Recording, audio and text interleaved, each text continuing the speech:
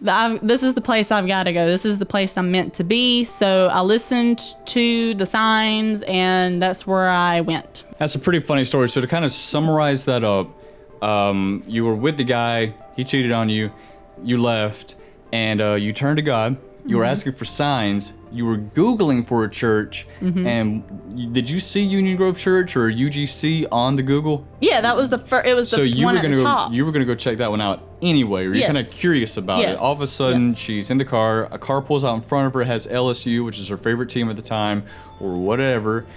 But also UGC is on there. So favorite team and UGC. She was gonna go check it out anyway. There's the second time she saw it, so she went and checked it out. Here's where it gets interesting, even more interesting, is that well, real quick, while she was with that guy, and I was working at Starbucks. We hadn't seen each other since Applebee's. I was working with somebody at Applebee's who had a wedding. Who else was at the wedding? Her. She was friends with the bride. I was friends with the bride and the groom because they both worked with me at Starbucks. I went to the same wedding she was at, didn't even see her. That was actually the end of her relationship with that guy.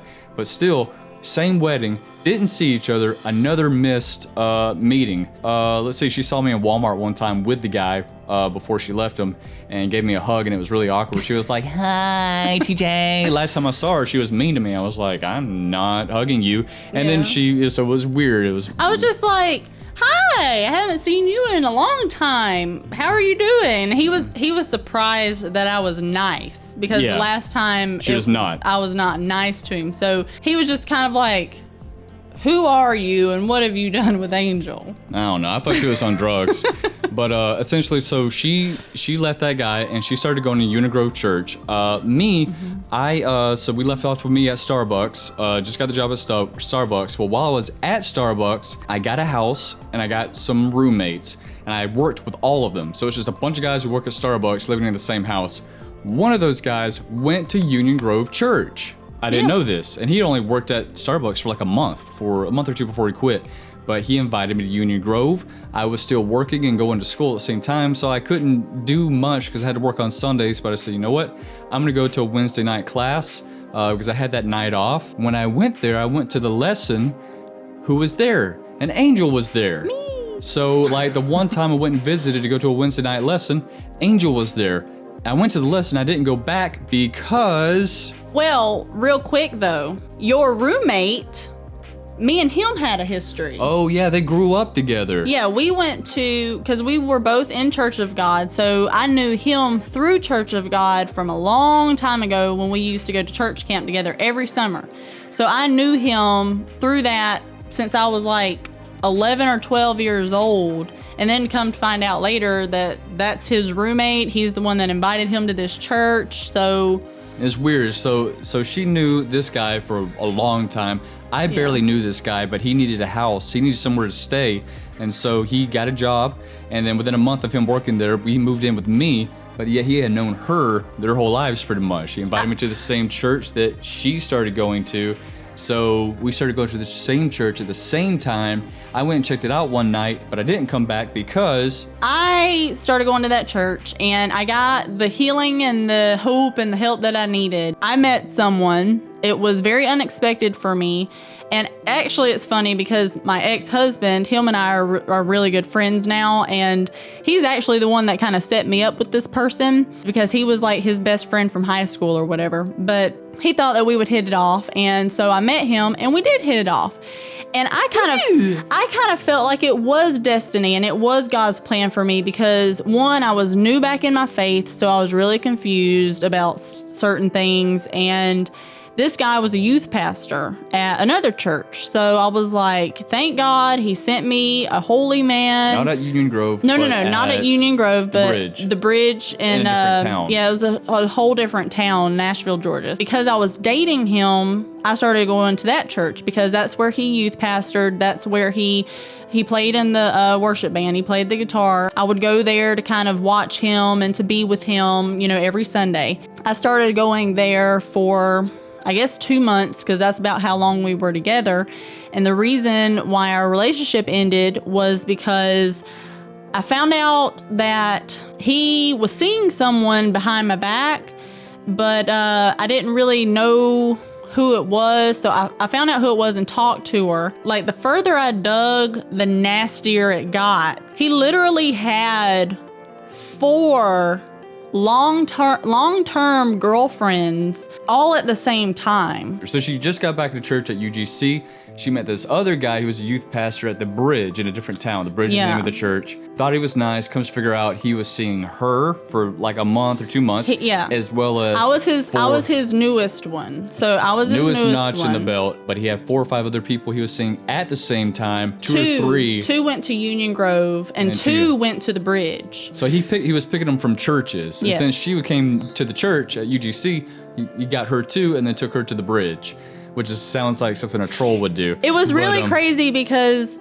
he had 3 of us, 3 of his girlfriends at the same church at the same time, and nobody knew anything. And nobody knew anything. We didn't know about each other. Nobody in the whole congregation knew about anything. So it was crazy. And not every youth pastor is like that. No. I've never heard of anybody like that. But when I came to UGC for that one time, that was right after this happened, right after she figured all this out. So her and the 3 people who he did this to at UGC, they were in the same classroom in the lesson that I came into. I know I slapped you, it's okay. It was out of love.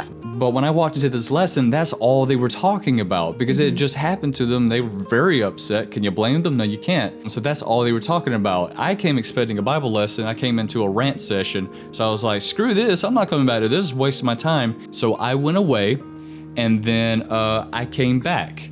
And then when I came back, I said, okay, this is after I quit Starbucks in about June of last year. I quit for the summer because then after that I was going to go to my final semester of nursing school. But quit Starbucks, started going back to Union Grove because I was like, well, my roommate goes there. They actually had, UGC has this something called UGC 101, which is where you walk in and you just kind of say, I want to invest. I want to be a part of this church. And leadership. This is where I want you to put me. And Angel and I both wanted, we weren't talking. We weren't interested in each other. She just got out of the relationship with this one guy. I just started going to this church, really hadn't talked to her for more than like 30 seconds in years, but we go to the same thing at the same time, UGC 101 after a Sunday service. But we saw each other a few times at the church, and then one night, maybe a week or 2 after I started going, I Facebook messaged her. I said, hey, what are you doing? And she said, just hanging out with some friends. And I said, no, you're not. You're coming to hang out with me. Which was super weird because we hadn't ever really known each other like that, but I was just going, I was desperate. I was, I was shooting a Hail Mary. I Facebook messaged her. She came over that night. We played video games. It was awesome. And then we hung out again another time at Chick-fil-A. I helped you move from when she was still living with that guy. Because we owned the house together. Yeah, so she was still living with that guy. And I helped her move to Omega.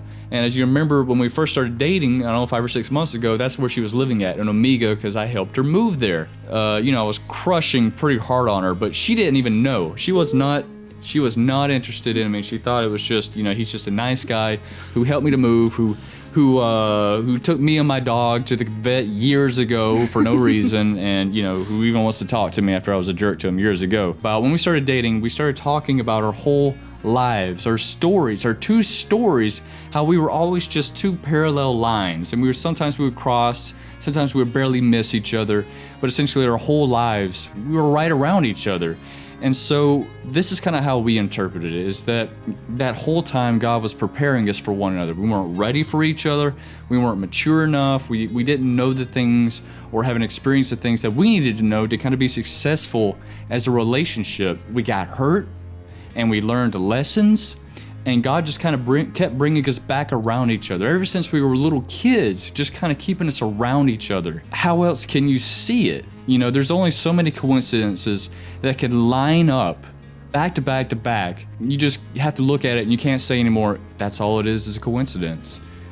There is something deeper. There's a design to it. There's a plan. There's a script. And I think that's what it was. And we look at each other and we're like, hey, you're my gift from God. And she looks at me and she says, you're my gift. From God, okay. And it just kind of shows his love for us, that he could have made her just for me, because we're just perfect together, unless she gets weird or moody or whatever. I get moody and we fight, but we love each other and we learn through it. That is something that you can take from that. is that no matter what you're going through, there's something to it. And we didn't see what was going on in our lives through all the pain and through the confusion, all the different events that we were like, what could we learn from this? How could God love us through this? What is this gonna go to that is a good thing? And then here we are. You hit the mic. And then you hit the mic and ruin the moment. But it resulted in us being with each other. And so all that pain resulted in a good thing. And you know, even though we lost our faith and got it back and lost our faith and got it back, here we are, and our faith is just reaffirmed again that God has always been with us because he brought us together over and over again. We didn't even see it until it happened. And that could be something that you're going through. You don't even see what's next, but you trust God to get you through it, not to necessarily get you out of it, but to get you through it.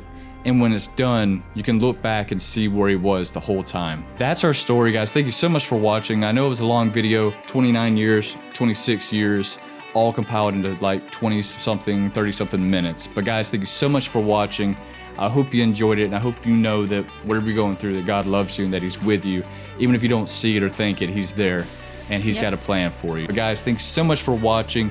Hope you enjoyed it. If you did, make sure to leave a like and subscribe for more. And until next time, T-Max out.